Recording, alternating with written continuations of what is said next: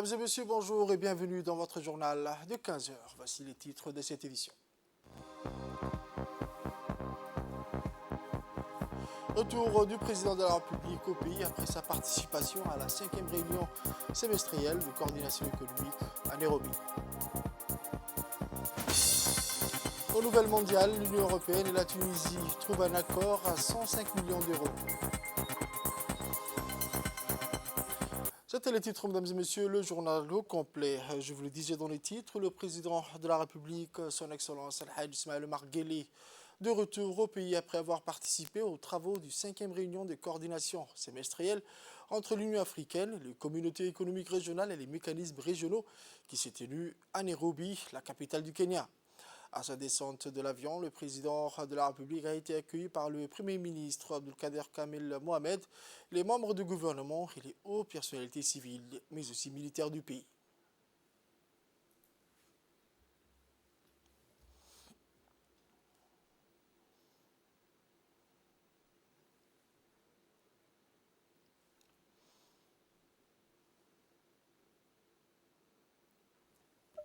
Passons à présent au sommet de la 5e réunion de coordination semestrielle entre l'Union africaine, les communautés économiques régionales et les mécanismes régionaux qui s'est ouvert à Nairobi, la capitale du Kenya. Une plateforme solide en vue de discuter les défis économiques communs entre les États membres de l'Union africaine, mais aussi d'échanger des informations et des bonnes pratiques pour développer des stratégies conjointes pour promouvoir le développement régional et continental. Voici le reportage avec Awa Abdi.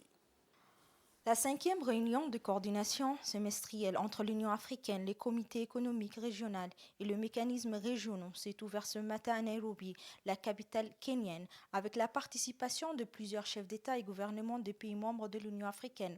Cette assise a réuni également les membres du bureau de la conférence de l'Union africaine, les chefs d'État des comités économiques régionaux ainsi que le président de la Commission de l'Union africaine. Cette réunion est un grand assemblée semestrielle économique du continent pour faire un état de lieu de l'économie et évoquer aussi les objectifs pour une intégration régionale et continentale. Le président de la République, son Excellence M. Ismaël Omar Guelleh, a pris part à la réunion de l'Union africaine ce matin avec un double titre. En effet, le président cumule son statut de chef de l'État avec celui de président en exercice de l'IGAD pour servir une porte-voix principale des décisions de l'organisation régionale. La 43e session du Conseil exécutif était l'occasion de discuter des situations critiques pour déterminer les mesures appropriées pour y faire face. Les participants partageront leur expérience, leur analyse ainsi que leurs recommandations pour promouvoir la paix, résoudre le conflit et soutenir les efforts pour une intégration économique pour le pays du continent africain. La réunion a abordé également le problème environnemental, l'immigration forcée, les défis liés à la santé publique. Les participants ont échangé des idées sur les initiatives à adopter pour élever les défis complexes et pour promouvoir un développement équitable et durable. La zone de libre-échange continentale, ZLECAf, était parmi les thèmes retenus au cours de cette réunion pour une intégration économique. Cet accord continental de libre-échange est une étape importante vers une intégration économique de l'Afrique. En effet, la ZLECAf devrait stimuler le commerce intra-africain, augmenter les revenus de l'Afrique et sortir le pays africain, créer ainsi un marché africain unique et améliorer les infrastructures du continent.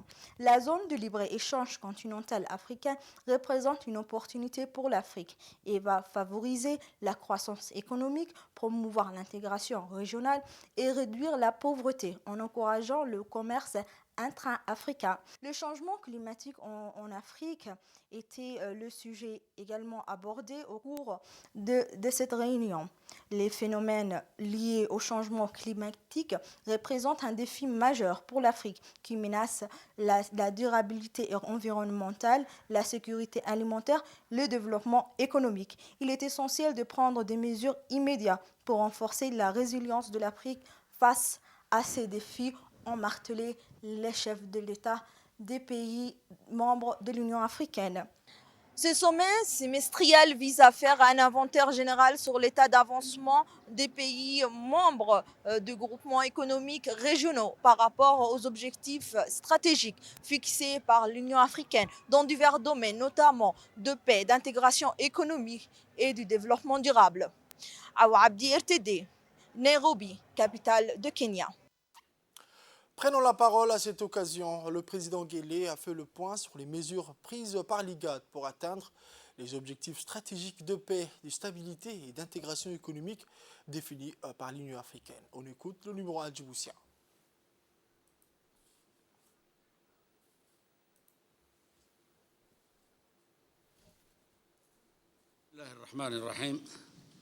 Tout d'abord, permettez-moi de remercier le président de la République du Kenya, son Excellence William Ruto, ainsi que le peuple kenyan pour l'accueil chaleureux qui nous a été réservé depuis notre arrivée dans cette magnifique ville de Nairobi.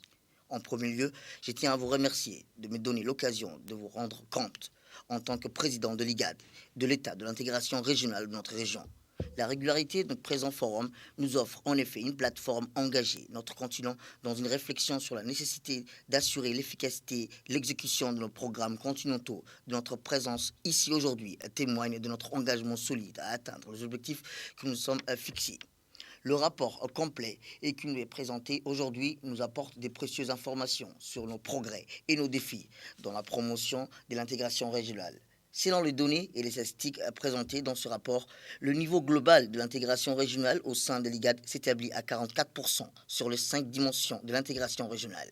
Excellence, l'expérience Djibouti-Éthiopie mérite d'être soulignée. En effet, ce partenariat économique et stratégique indéfectible couvre de nombreux domaines et secteurs et a ouvert la voie à une intégration régionale réussie.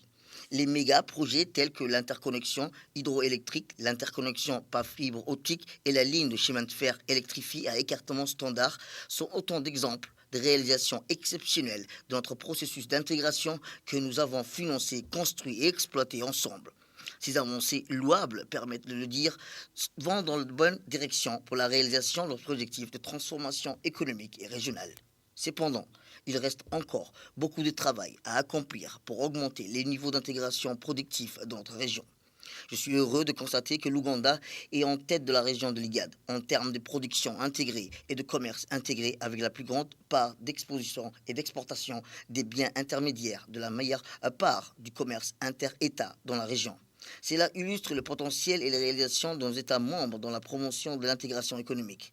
Je suis également heureux de souligner que le Kenya mérite d'être reconnu pour son niveau élevé d'infrastructures intégrées qui joue un rôle crucial en tant que catalyseur pour la connectivité régionale, le développement économique et une autre expérience réussie d'intégration régionale est l'accord d'achat d'électricité entre l'Éthiopie et le Kenya qui garantit une transmission de plus. Je tiens à saluer le système de câbles DAR. En effet, il s'agit là de la première étape d'une expansion prévue de la connectivité en Afrique de l'Est qui reliera Djibouti, la Somalie et le Kenya et qui apportera certainement une capacité et une connectivité accrue à l'ensemble de notre région.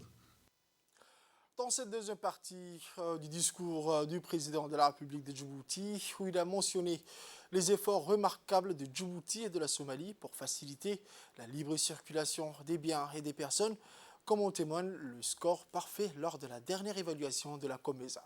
On écoute ses propos. Let me, at this stage, mention Djibouti and Somalia remarkable efforts. Permettez-moi à ce stade de mentionner les efforts remarquables de Djibouti et de la Somalie pour faciliter la libre circulation des biens et des personnes, comme en témoigne leur score parfois lors de la dernière évaluation de la COMESA. Leur engagement en faveur de l'amélioration de la mobilité régionale constitue un exemple positif à suivre pour les autres États membres. En ce qui concerne le contenu de l'IGAD, tiré du rapport de l'intégration africaine 2023, nous avons constaté des réalisations notables dans divers domaines prioritaires. Ces réalisations comprennent la transformation des capacités pour répondre aux crises alimentaires, l'amélioration de la gestion durable des ressources naturelles et de l'environnement, le renforcement de la résilience aux impacts du changement climatique, la création d'un environnement propice au commerce et à l'intégration régionale, la promotion et l'inclusion sociale de l'autonomisation des populations vulnérables, ainsi qu'à la construction d'une région pacifique, sûre et stable. Malgré les défis posés par le changement climatique, notamment la sécheresse prolongée et les attaques des criquets, l'IGAD a été procréatif dans la lutte contre l'insécurité alimentaire et la promotion d'approches durables de la gestion des ressources naturelles. Nous avons réalisé des progrès significatifs dans le renforcement de la résilience, la mise en œuvre d'interventions stratégiques en matière d'harmonisation des politiques commerciales, soutien à la mise en œuvre de la ZLECAf. De plus, nos efforts visant à renforcer l'inclusion sociale, à autonomiser les populations vulnérables et à favoriser la paix et la sécurité ont donné des résultats promoteurs. Pour surmonter les défis administratifs et garantir une mise en œuvre efficace, j'insiste sur l'importance d'une mobilisation accrue des ressources et du renforcement des capacités. Nous devons renforcer les systèmes cybersécurité et la protection des données, en particulier alors que nous explorons le potentiel de l'intelligence artificielle. Prévoyons et prévenons les catastrophes et établissons des partenariats efficaces avec les parties prenantes et les partenaires au développement qui partagent notre vision de l'intégration régionale. Enfin, nous sommes encouragés par l'initiative de la Corne d'Afrique que notre région met actuellement en œuvre avec la Banque mondiale. Ses principaux piliers sont la connectivité, l'infrastructure régionale, l'intégration économique et commerciale, ce qui constitue une plateforme solide pour que nos pays poursuivent leurs priorités régionales de manière décisive et coordonnée. Excellence, lors du récent 14e sommet ordinaire de l'UGAD, nous avons adopté le traité de l'UGAD qui fait que notre organisation un adhérent complet du traité d'Abuja en 1991. Ce nouveau cadre d'action dote l'UGAD d'une boîte à outils complète pour élever les défis régionaux, renforcer la coopération, la coordination et la collaboration entre les États membres, ainsi renforcer aussi nos cadres institutionnels. Ensemble, avançons avec une détermination renouvelée, guidée par les principes d'unité, de coopération et de prospérité partagée. En exploitant le pouvoir de l'intégration régionale, nous pouvons surmonter nos défis, libérer notre potentiel et créer un avenir plus promoteur pour la région de l'UGAD et ses habitants. Nous sommes impatients de faire des fructueuses délibérations et sommes convaincus que les résultats de ces sommets nous rapprocheront de notre vision d'une Afrique prospère, pacifique et intégrée. Nous allons toujours continuer avec l'allocution du président de la République, son Excellence M. Ismaël Omar Guelleh, mais en français cette fois-ci. Voici ses dires. Il y a des tensions, qu'ils soient inter ou inter-États, injectent instabilité et division et entravent notre marche vers le progrès. La dynamique conduisant à une paix durable dans la sous-région ne peut venir que des décideurs et des peuples eux-mêmes. C'est pourquoi je souhaiterais d'emblée exprimer ma profonde reconnaissance pour le rôle vital que jouent d'éminents dirigeants africains dans le règlement des différents conflits dans notre continent. Je tiens en particulier à saluer le leadership de son Excellence Uhuru Kenyatta, ancien président de la République du Kenya, de son Excellence Phumzile Mlambo Nguka, ancien président de la République d'Afrique du Sud, et de Workene Gebeyow, secrétaire exécutif de l'IGAD. Le 2 novembre 2022, à Pretoria, les négociations menées par ces éminents leaders ont abouti à la signature de l'accord de cessation des hostilités entre le gouvernement éthiopien et le Front populaire de libération du Tigré. Je voudrais à ce stade exprimer ma gratitude au président de la Commission de l'Union africaine, son Excellence Moussa Faki, et à son Excellence Olusegun Obasanjo pour leur engagement et dévouement. Le rôle de l'Union africaine comme facilitateur dans ce processus a été déterminant. Nous saluons aussi l'appui du gouvernement des États-Unis, dont la contribution a été cruciale pour faire progresser le processus de paix. Par ailleurs, je tiens à exprimer notre sincère gratitude à la République du Kenya pour avoir accueilli la réunion de suivi entre les hauts commandants du gouvernement de la République fédérale d'Éthiopie et du Front de libération du peuple du Tigré. En tant que président de l'IGAD, je vous assure de notre engagement inébranlable à mettre pleinement en œuvre les dispositions de l'accord de Pretoria. L'IGAD, en collaboration avec toutes les parties prenantes, contribuera à soutenir et à suivre le processus de mise en œuvre afin de garantir la réalisation d'une paix, d'une stabilité et d'un développement durable en Éthiopie. C'est dans ce même esprit et parce que nous sommes profondément préoccupés par l'escalade de la crise au Soudan que le 14e sommet ordinaire de l'IGAD, qui s'est tenu à Djibouti le mois dernier, a mis en place un groupe de pays du quartet et adopté une feuille de route pour la résolution du conflit. Le groupe du Quartet s'est réuni à Addis Abeba la semaine dernière afin de discuter en profondeur de la situation au Soudan ainsi que de la mise en œuvre de la feuille de route. Comme toujours, l'étroite collaboration avec l'Union africaine a été déterminante pour harmoniser les efforts et trouver une solution pacifique et rapide à la crise soudanaise, et nous continuerons à œuvrer dans ce sens. Excellence, après des années de tragédie et de chaos, la Somalie est sur la bonne voie. En effet, nous saluons la stratégie nationale de stabilisation qui donne son nouvel élan aux efforts visant à rétablir l'autorité de l'État et appelons la communauté internationale à soutenir ce processus géré et dirigé par les Somaliens et qui sert de base à une transition réussie à une paix durable en Somalie. En outre, je profite de cette occasion pour féliciter le président Hassan Sheikh Mahmoud pour sa récente initiative de mettre en place un cadre légal pour les partis. En effet, la réunion de concertation de 2 jours entre le gouvernement fédéral et les anciens politiciens a été la première dans son genre et une avancée politique historique. Toutes ces avancées ont été rendues possibles grâce à l'effort et à l'engagement collectif des autorités somaliennes, de l'Union africaine à travers le soutien apporté par la MISOM et maintenant l'ATMIS, ainsi que par les partenaires internationaux. Toutefois, ne l'oublions pas, l'ATMIS est une mission de 2 ans, avec une fenêtre étroite pour terminer notre travail, mais nous continuerons à lutter afin de sécuriser le financement nécessaire. Ce déficit financier, s'il n'est pas traité de manière adéquate, pourrait gravement limiter sa capacité à s'acquitter de sa mission et à établir un retrait coordonné d'ici fin 2024. Le Fonds de la paix de l'OUA doit être sollicité pour combler ce déficit tout en continuant à faire le plaidoyer auprès de nos partenaires traditionnels.